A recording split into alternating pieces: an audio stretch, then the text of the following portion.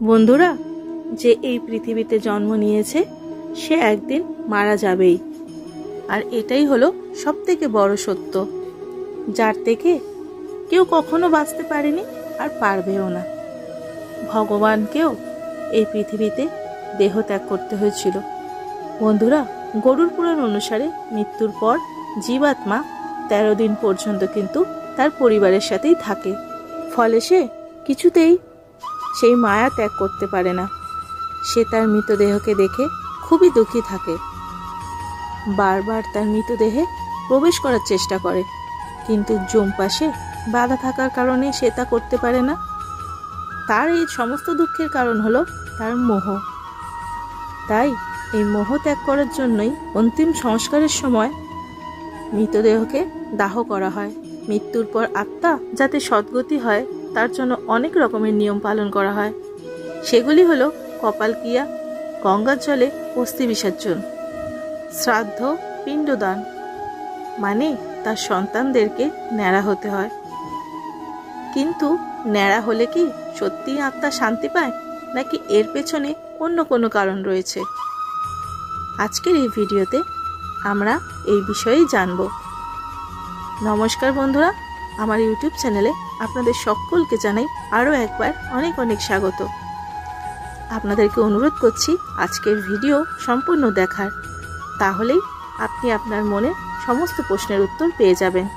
আর ভিডিওটা দেখে যদি ভালো লাগে তাহলে অবশ্যই একটা লাইক করে দেবেন, আর কমেন্টে কিন্তু ভগবানের আশীর্বাদ লাভ করতে অবশ্যই লিখবেন জয় শ্রীকৃষ্ণ, হর হর মহাদেব। তো কি রয়েছে ন্যাড়া হবার পেছনে কারণ? ন্যাড়া না হলে কি মুক্তি পাবে না আত্মা? যাদের সন্তান নেই তারা কি করবে? তাদের হয়ে তো কেউই ন্যাড়া হয় না, তাহলে কি তার মুক্তি হয় না? এর উত্তর কি? তাহলে চলুন বন্ধুরা জেনে নিই এর পেছনে কারণ। প্রথম কারণ হলো, আসলে বন্ধুরা ন্যাড়া হবার সাথে কিন্তু আত্মার মুক্তির কোনো কারণ নেই। যে প্রিয় মানুষটি আমাদের জন্য এত কিছু করেছে তাকে সম্মান দেওয়ার জন্যই এই প্রথা। কারণ মাথার চুল হলো আমাদের অহংকারের প্রতীক, তাই আমরা অহংকারকে ত্যাগ করে আমাদের প্রিয় মানুষটিকে সম্মান প্রদান করি। দ্বিতীয় কারণ হলো, চুল আমাদের কাছে সৌন্দর্যের প্রতীক, আর যখন আমরা ন্যাড়া হই তখন আমাদের দেখতে কি ভয়ানকই লাগে, তাই না? কারণ তখন আমাদের সৌন্দর্য অনেকটাই কমে যায়। এই ক্রিয়াটি এর জন্য করা হয় যাতে করে সে বুঝতে পারে এই মাটির শরীরের সৌন্দর্য একদিন ধীরে ধীরেই চলে যাবে, তাকেও একদিন এখানেই পড়তে হবে, যাতে করে সে এই দেহের মায়া ত্যাগ করে ঈশ্বরের শরণাপন্ন হয়। তার জন্যই এই প্রথা। তৃতীয় কারণ হলো, এটি সাধারণত দুঃখের বহিঃপ্রকাশ করার জন্যই এই প্রথা, যাতে বাইরের কেউ দেখলেই বুঝতে পারে আমাদের বাড়িতে কেউ গত হয়েছে। যেমন ধরুন কারোর বাবা বা মা মারা গেছে, সে ন্যাড়া হলো না, তখন তার কোনো বন্ধু বা কোনো আত্মীয় বাড়িতে এসে যে কিরে কাকু বা কাকিমা কেমন আছে, ধরুন সে অজান্তেই একটু মজা করে ফেলে, তখন ভাবুন তো কি হবে। চতুর্থ কারণ হলো, দেহকে দাহ করার সময় বাতাসে অনেক জীবাণু মিশে যায়। কারণ আগে তো কাঠে পোড়ানো হতো, ইলেকট্রিকের চুল্লি তো ছিল না, তাই এই জীবাণু মাথায় বা শরীরে মিশে যেত।